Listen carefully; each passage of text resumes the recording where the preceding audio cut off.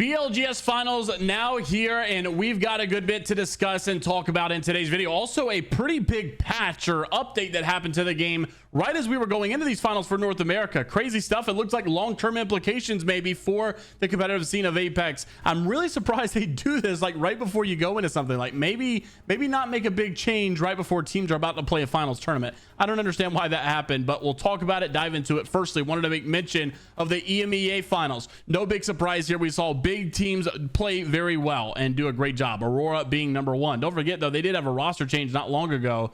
And now you're having Aurora looked still very strong. They went through a moment where they looked dominant with their former teammate. That was Hardeki. Obviously, he moves on and retires from the game, moves on to other stuff. And then, they still have a very good replacement in Kazuka. I really think these guys have shown a little bit better signs of life as of late. You know, like I said, they went through that dominant phase with Hardeki. They fell off a bit. Now they seem to maybe possibly be back. Obviously, time will tell. ALGS and Hungry Navi, I feel like they've also been doing pretty solid and pretty consistent as well. Number two, still, ALGS, obviously, as the name insinuates, and looking for an org to represent. Alliance in third place. No surprise. This team is no surprise or, no stranger to the top three. You can see how massive the skill difference was, though. 77 for first, 74 for second, 73rd for top three. Then after that, it drops down all the way to 47. So there was a massive gap here between 1, 2, and 3. Eternal in fourth, Forbidden, BRG 202, Team Listen, NIP in the top 10. Honestly, I'll take it for NIP. As an NIP fan, compared to their week one, they're just only looking better, I would say. Top 10, H2D, and then you go down to Knockdown, Stay Healthy, Atlas, Danish, Goon, Go Next, Nonchalant, Golem, Team Tall, and look at this. Dead last is ExoClan. Very unfortunate and quite a surprise, I would say, personally. ExoClan in dead last. I wouldn't have predicted that, but a lot of people have had Exo on their radar. They also got upset earlier on in BLGS as well. Maybe you were not seeing the best signs of Exo. Then we move into North American finals. Here's where things got a little crazy. I did predict the Falcons to win this. Sadly, well, I wouldn't say sadly, but I mean, like, my prediction wasn't right, obviously.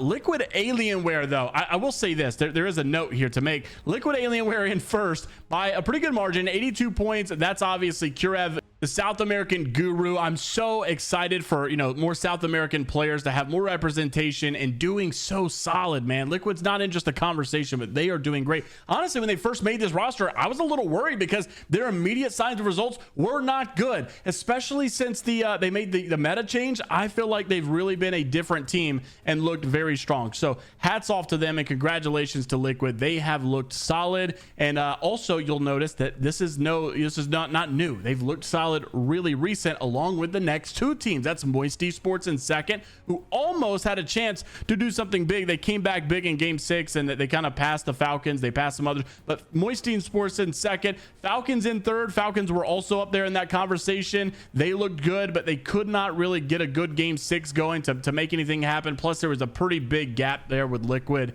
It was hard to dethrone them anyways. Falcons, though, in third, much better performance from obviously week number 1 where they didn't even make finals with a substitute. Falcons in third, Stallions in fourth. I gotta say, probably one of the better improved teams of the night. Stallions has definitely been one who's they'll get the finals, they'll get 15th. They get the finals, they'll get 11th. They're never really in position to win. And while there was a skill gap or a point gap here from number 1 to the rest of the competition, Stallions definitely were in the conversation, and they didn't even get a first place victory. Their highest performance was a third place, but a lot of kills and a lot of presence in the game tonight. I really felt like Stallions had a chance if they could have converted some of these top threes into a win. Tripods in 5th.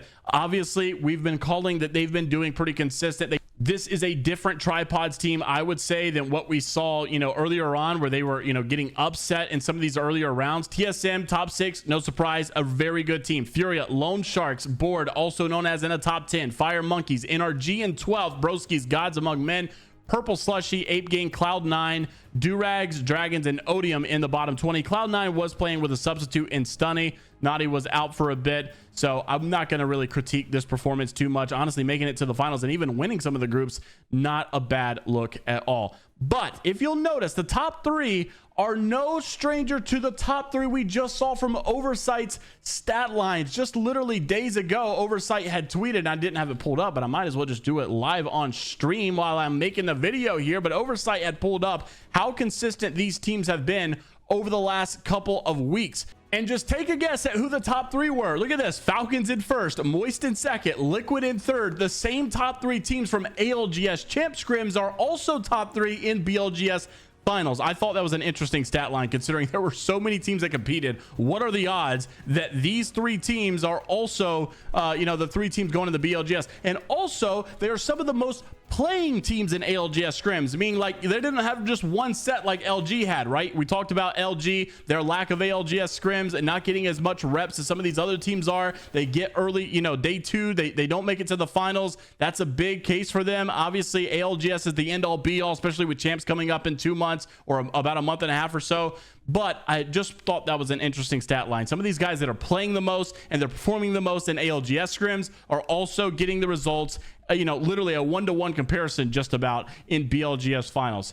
So when I saw that top three, I just thought it was too remarkable to not pick up. Also wanted to mention though, there were some conversations obviously about the orgs behind this. You see Orgless and Hungry, obviously they were one of those teams that they've been missing their org for a while. Navi leaves the scene. Lone Sharks have issues with Bleed Esports, many other orgs dipping out of the scene, leaving the scene.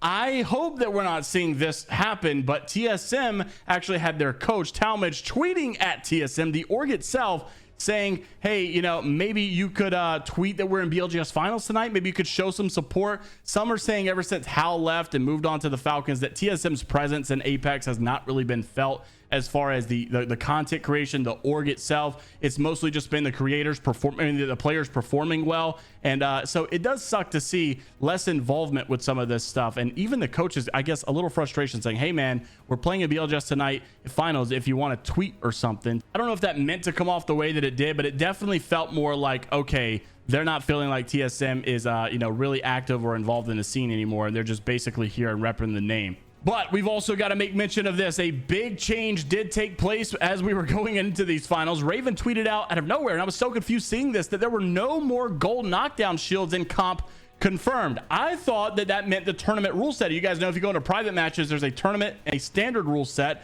and these changed basically like heat shields not being allowed and all that stuff. So standard allows heat shield, that's your pubs, your ranked and all that stuff, but tournament does not allow heat shields. And I thought maybe that tournament mode would no longer allow gold knockdown shields anymore, but that doesn't seem to be exactly what was going on. Hal had asked, where's this going on? Raven said, look in the Pro League Discord. I just checked, and Trials doesn't drop it either. But Hypermist had followed it up by saying gold knockdown shields were removed from the game in the latest update. It will return after Thanksgiving once the Newcastle and Lifeline balancing is addressed.